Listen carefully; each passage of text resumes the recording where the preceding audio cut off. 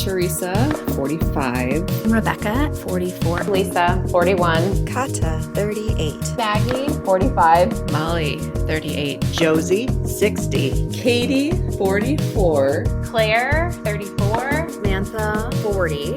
Marcia, 66. Welcome to INTERWOVXN's Spring-Summer season of 2022, featuring conversations and celebration and support for middle life. This episode features a conversation between one of INTERWOVXN's founders, Rebecca, and her mom, Marcia, as they discuss generational experiences, life transitions, and family legacy. Remember to subscribe and to visit our website so that you can sign up for our newsletter and access more resources. Find us at interwoven.com. That's INTERWOVXN.com. Hi, Mom. Hi, Rebecca. I liked when I sent you a text and asked if you would be willing to be on the podcast. You responded, maybe. Some of these conversations also aren't ones that we're used to maybe having or Right. spending time thinking about, or certainly that you and I have had in a sit-down way about our lives or life. I think you've sort of been on the periphery of me working on this project. With it, we're wanting to encourage women to have conversations with their friends and their doctors, and maybe perhaps even more importantly, with the women in their family, their mothers, their grandmothers, aunts, their sisters, because there can be sort of a family connection with those transitions of womanhood, whether it be pregnancy, perimenopause, menopause, that there can be, or different conditions, whether it be things like endometriosis or diabetes or whatever, that can be more common within a family unit. And so we thought it would be really interesting to dive into that. And why not start with us? One of the other things that we talk about a lot with INTERWOVXN is how women now at 45, the stages of womanhood may be converging in a way that was different than our mothers and our grandmothers. And for me, in thinking about our lives and how they maybe were different at this stage, for me, it's crazy. I had my first child at the age of 40. And at 40, you were sending me off to college and a few years later off to live by myself in New York without a cell phone. And to think about doing that at my age now with my daughter who's 4 just blows my mind. Oh, sure. Those were very scary times, especially when you moved to New York with no cell phone. Now cell phones are so prevalent, but back then I had to rely on you keeping in touch with your landline. Right. And luckily we did. Sometimes some of the things I remember the most at that point being afraid of is you'd call me on Monday and say, oh, I was in DC this weekend. So it was very different. Yeah, compared to how it feels raising a 4-year-old. One of the other things too, in thinking about sort of what this conversation might be like, a lot of it in my head at first was more kind of health related. Like, what did perimenopause look like for you? What did menopause, but really in trying to sort of sit in the life that is Marcia from 35 beyond, it was interesting how many different things came up. And I realized not that I didn't give you enough credit for, I couldn't, because I was in my own relationship with all of those things in your life that I was also experiencing from the outside, like you caring for grandma and grandpa, which really started at about 40 to 45, and you caring for your sister with Down syndrome, and all of those pieces that for me were just part of my life always, because grandma and grandpa and Aunt Mary were always a part of that picture. But yeah, now I'm getting emotional. How much you were a caretaker for sort of everyone. I think that came from my mother. I don't know if you remember because you were only 5 when my grandmother, my mother's mother, passed away. In fact, her funeral was on your 5th birthday. I don't know if you even know that prior to that, I lived in a multi-generational home. We lived in a typical Milwaukee duplex. My grandmother lived upstairs from us along with her brother and my mother's brother. My mother took care of them also. My great uncle Bill was disabled. And so my mother took care of her mother and her uncle and her brother and my sister who had Down syndrome. So that kind of passed to me. I was then the caretaker. That was something that my mother and I did not want to pass to you. And I remember so many discussions, or should we say arguments, between my mother and you about who was going to take care of Mary when something happened to my mother. You were adamant that we were going to take care of Mary. Mm-hmm. All of us. Mm-hmm. And she wasn't going to go anywhere else. And my mother was insistent, and you guys would argue, and I would constantly tell you, don't argue with her because she won't be here to make the decision. I don't know if it's a family thing, a generation thing, but that's how we lived our life. It's interesting. I know in some of the work for this podcast, I'd sent you a podcast last year that I just thought was interesting. It was a motherly podcast that talked about the mother wound. And it was a concept that sort of I felt like in theory, when I heard it, I sort of pushed against. I think after grandma passed away, which happened kind of suddenly, went to therapy for the first time. And anytime sort of something came up about your mother in the context of that, I always felt a bit defensive. So the idea of sort of a mother wound was an interesting thing to learn a little bit more about, and how it's about sort of these things that get passed down through generations just from how our society is structured. And that was an interesting conversation about the things that you picked up from your mother and how then you mother and pass that down, and the things that are important or are your duty or your expectation. It's interesting, right? Yes, it is. And that's why when I look back, you're going to New York broke that cycle a little bit. It enabled you to go on your own and get out. And so while that was very scary to me, I was cheering that on. You mentioned something to me the other day. I can't remember the context it was in, but about the life you had growing up. As I think about that, some of the things that I was afraid of at that point really turned out to be a good thing. We talk about that cycle of caring for someone and giving yourself up for someone else. I didn't want that to happen. However, you and your brother had wonderful relationships with your grandparents. You and your grandfather were very close. Your grandmother also. You know, it's funny that I was working full time. My father was a teacher, and he decided to retire when I went back to work full time. So he knew your doctors. He knew your dentists. I didn't know your dentist. He took you to all the appointments. Mm-hmm. He was there when you got sick from school and had to be picked up. It was support both ways. Ooh, that's nice to hear. Sometimes I feel like as the mom, there's this pressure, and I don't know if it was different when you were raising kids, but I feel like as a mom, sometimes there's this pressure to like have to be at everything all the time. While I love that, it also is a lot of pressure. When you ask if I went through that, I think it kind of flipped. Because I can remember when I first started working, I had to wear pantyhose and skirts. Women were not just getting into the workforce, but it was still a man's world. Mm-hmm. So if you were going to be in the workforce, you had to give 150%, 200%. You know, so when I went back to work full time, I was able to let my parents take over things with you because I had to prove myself on that end. Now it seems like mothers have to prove themselves on the other end with the kids. That is so interesting, right? What about like mom guilt? Was that a thing? I mean, has that always been a thing? No, I can't say that I did because I was lucky. Mm-hmm. I had a great support system. Your dad worked very strict hours, so you could set your clock by him. So he was there. My parents were there as backups. I still attended every event that you guys had, every sporting event. Something you guys have always teased me about, and that was the wash. The wash. The wash. The mountain. The mountain.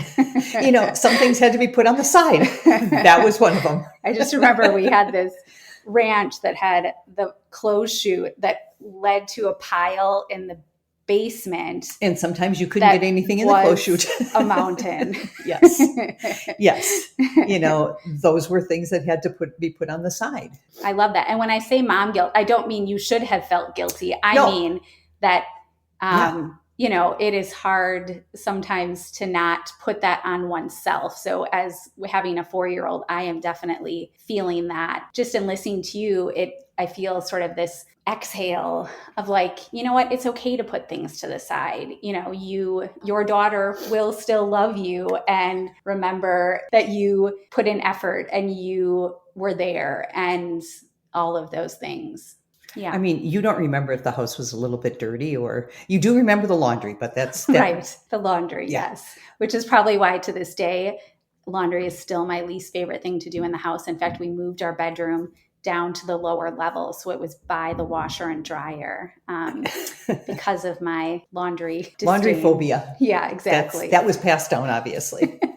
So when you talk about, bringing up our kids and being different ages and different stages, yes, I had a lot more energy probably at 21, 22 than you did at 40. It's easier then. I don't know that I would trade it, because I do think that the lessons that I learned and the things I got to experience before having Everly, I wouldn't trade any of those things. And yet it is interesting because I do have a few friends who had children around the age you had me, or a little later, and now have kids going off to college. And so it is interesting to see that, or to think that at the age I am now, you were going and having drinks with me. Right? Like, yes. I mean, that's crazy. In fact, I remember one time you came out to New York and we went to this place, and I felt like I really love building itineraries for when people would come to visit. And I remembered we went to this bar and we had friends with us, maybe Heather, and we went to this bar, and I remember you got hit on. Like you were like a married woman in her 40s, and me and my friend or whoever was there, I think that was with Heather. Were like, the single young ones in our like early 20s. And I was like, what the heck? Like, my mom is getting hit on? Come on. But really, I mean, now I think of myself at 45 and I'm like, I think I still got it going on. Yeah. So it's so interesting to kind of think of those differences in what our lives at 45 were like. What about perimenopause and menopause for you? Well, I think something, and this could just be family, again, generation or family, I'm not sure, but I religiously go to the doctor now, and I make all my appointments, and I go. Did I back then? No. Again, that was one of the things that was put to the side. As a result, they thought I had a tumor. So the plan was to do surgery and a hysterectomy, so they did that. It was a very hard time for me at that point. I was supposed to have surgery, and then my mother passed away. And my father at that point had been diagnosed with Alzheimer's. And I had a sister with Down syndrome. So I had to find some place for both of them temporarily while I was in the hospital. So did that because my mother was also in the hospital, and then she passed away. And so then I had to find different places for everybody. Yeah, that's true. And in the end, Mary ended up living with you and Dad for 13 years after Grandma died. But again, I had family support. It turned out that it wasn't a tumor. It was just a fibroid cyst, but they still did the hysterectomy. My menopause was different. I went on HRT, the hormone replacement therapy. Then I started getting TIAs, which are mini strokes, and ended up in the hospital. I had to go off the HRT. When I was on the HRT, I didn't have the sweats, and, I didn't go through. But once I was taken off there, I went through that in spades. But what I'm saying is all that could have been avoided had I been going to the doctor, because they would have seen the fibroid cyst when it was smaller and followed the growth. But by the time I went in, it was quite big, and they didn't know how long it had been there. I sort of know all of that, but even the timeline for me, to be honest, I didn't remember that your surgery intersected with Grandma's passing. Like, I didn't remember that everything kind of intersected like that, because how old would you have been then? 47. Yeah. So in so many ways in life, we're like catapulted from like one space to another, kind of traumatically, right? With needing a hysterectomy and not having sort of that gradual transition, and thinking that it could be something cancerous or whatever the case was. And then also going from having sort of this family unit and things sort of flowing, even though we sort of knew with Grandpa that things were getting to a point where there may need to be a transition. But Grandma being sick really wasn't on our radar. I know for me, Grandma, she was always sort of the caretaker. I think she also probably pushed a lot of those health concerns down and didn't tell us about how she was feeling, because she was sort of taking care of everyone else. And then as it turned out, she had cancer and it was sort of everywhere. And she went into the hospital for what we thought was a kidney infection maybe, or something like that. and passed suddenly without Yes. even the doctors knowing it was coming. Yeah, to think about how your life at 47 and also Jim and I leaving the house. I mean, like you had this not only empty nest, your whole nest was sort of dumped upside down and shaken. Right. And I think now being at that age and like sitting down and thinking about all of that, I don't think I have given you all the credit you are due for all of that. And also it is life, right? It's life, right? And when you talk about health things, Mhm. and you talked earlier in our discussion that we don't talk about that enough, maybe. Mhm. Yet it is so important because anything I get, you could end up with. For some bizarre reason, I was diagnosed with diabetes at age 50. They diagnosed me as type 2, and then I ended up in the hospital, as we were talking about, with the TIAs. And they were feeding me and realized I was type 1. And they diagnosed me as type 2 just because of my age. And I was immediately type 1. No history in the family, no history anywhere that we're aware of. And I'm diabetic type 1. That raises your chances. Sure. And so just making sure that I'm having my blood sugar checked and Right. I am trying to eat in a balanced way. And I think somehow when you're younger, you feel invincible, right? A lot of sure. us do. It's like you kind of don't really think about all of those things. Or even if your parents or your grandparents have something, it still feels like it's far off in the future that you might be affected. And even at 66, it still feels like it's far off for me. yeah.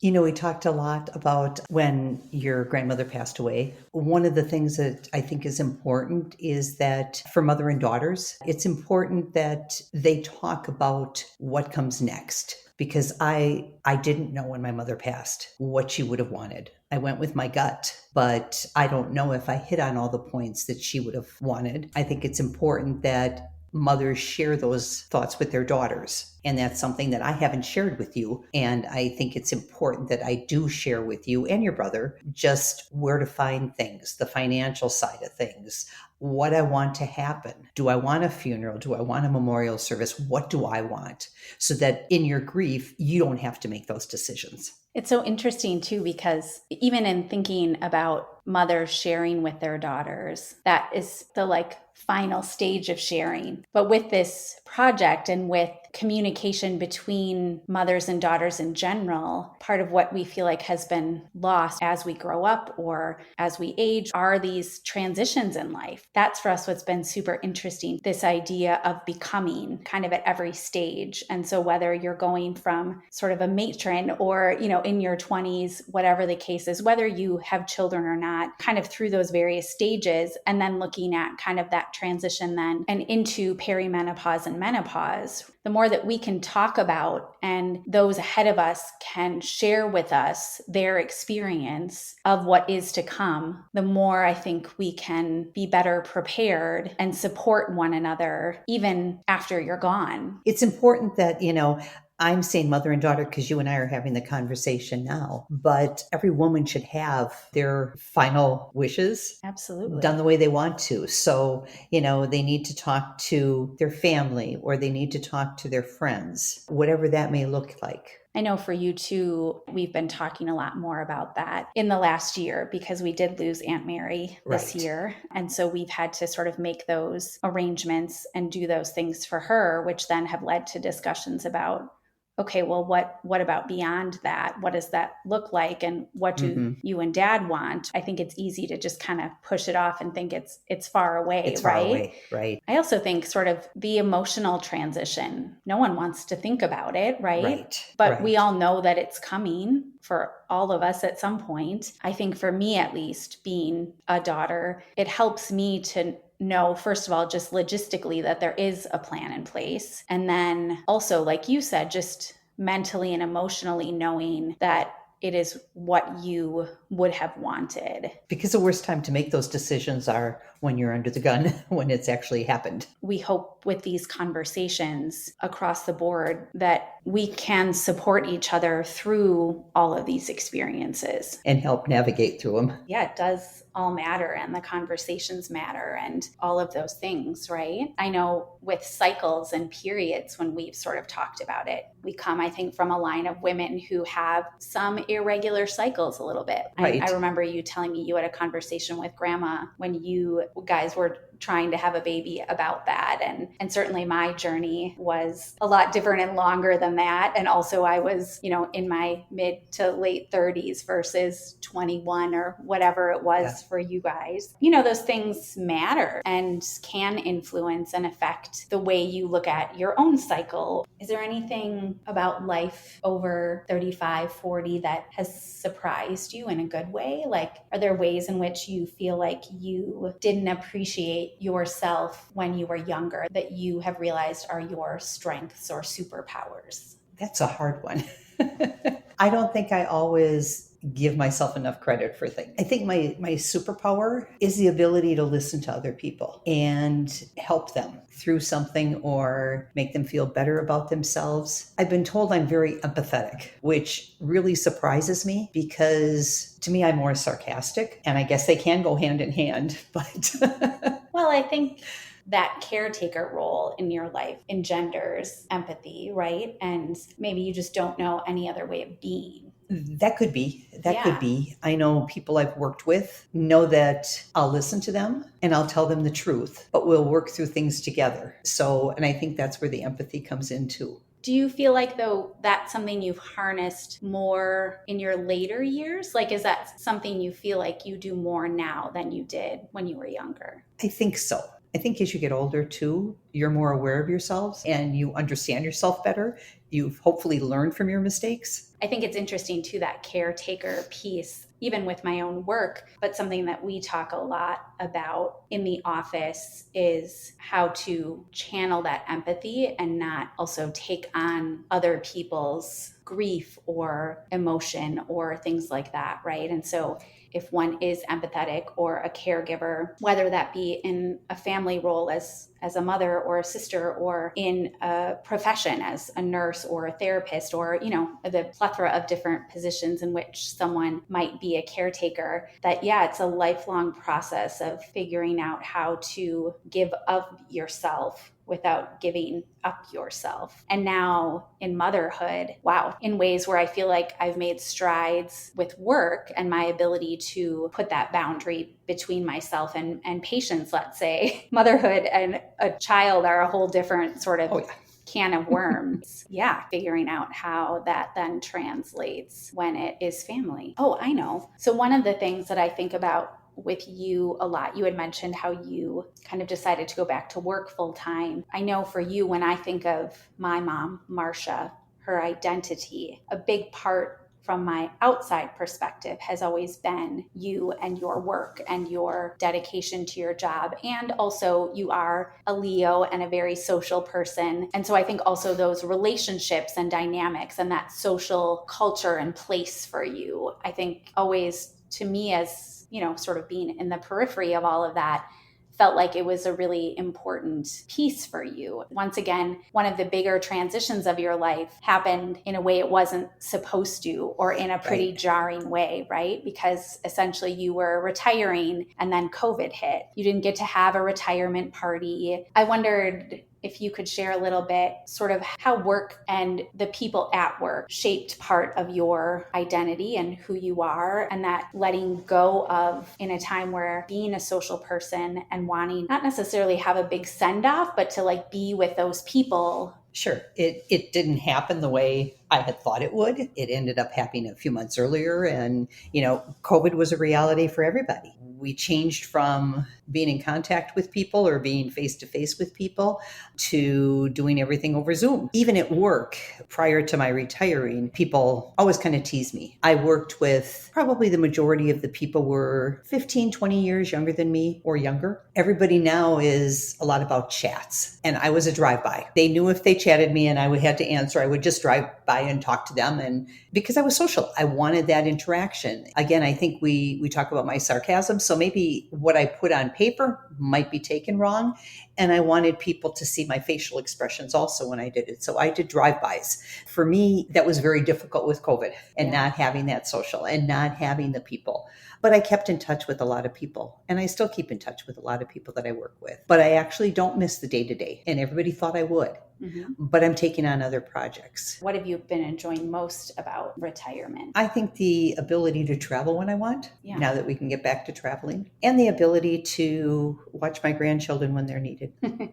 Everly loves that. Cameron and Kenley love that. I think one of the things you asked me about is what advice I could give to you, what I could give up or what I could embrace. And I think that's all intertwined. The advice I would give to you, any mother out there, any woman out there, anybody out there, is make sure you have the ability to say no. You can't take on everything. And saying no has always been hard for me in work, in personal life. I just don't know how to say no. And I think it's important when you talk about mom guilt. Sometimes you have to say no to those other things. And that's so important. You have to decide what's important to you and what's not, and just say no to the things that are not, because we're expected to do it all. And I think that is definitely part of my letting go, is that mom guilt or feeling like I have to do everything, and really just trying to embrace what are really important to me and that I really love. Because, there's all this noise all around you all the time, right? Of all the things that you could do. And so trying to let go of the expectations and really just hone in on what feels good and what brings joy.